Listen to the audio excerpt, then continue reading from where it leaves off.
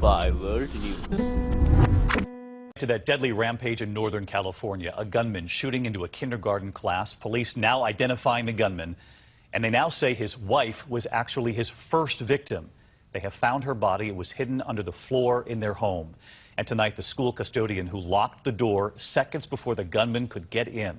ABC senior national correspondent Matt Gutman in Red Bluff, California, again tonight. Quick-thinking staff at this tiny school made that life-or-death decision in mere seconds. 8 to 10 seconds had elapsed between the doors being closed for the lockdown and him appearing in the quad. Tonight, we learned that the elementary school's secretary ordered the lockdown, and video shows a custodian distracting the shooter who had rammed his truck into the school. The head custodian, who was shepherding students into the classroom, poked his head around the building, saw the gentleman, and drew his attention.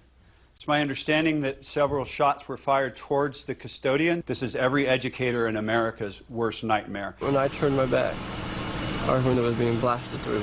Dozens of rounds fired into the classrooms, but only one child wounded. It was a very, very good result to possibly the worst situation that I can imagine. But this community still reeling as the sheriff today unearthed the first victim murdered in Kevin Neal's killing spree, his wife, raising the death toll to 5.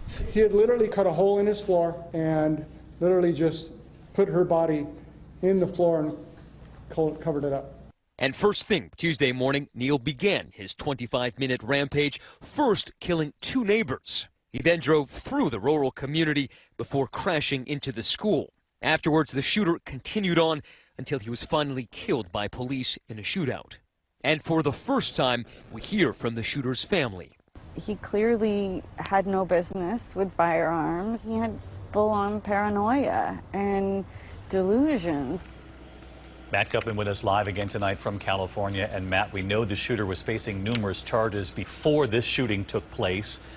A lot of people in that community, we just heard from her there, asking how then did he get the guns used in this rampage? That's a primary question here, David. Now, among those charges was assault with a deadly weapon. Under the provisions of those charges, he should have been prohibited from possessing a firearm. Somehow he circumvented that, procuring the components of a weapon and somehow assembling those 2 semi-automatic rifles that he used in that shooting in his own home. David. Matt Gutman in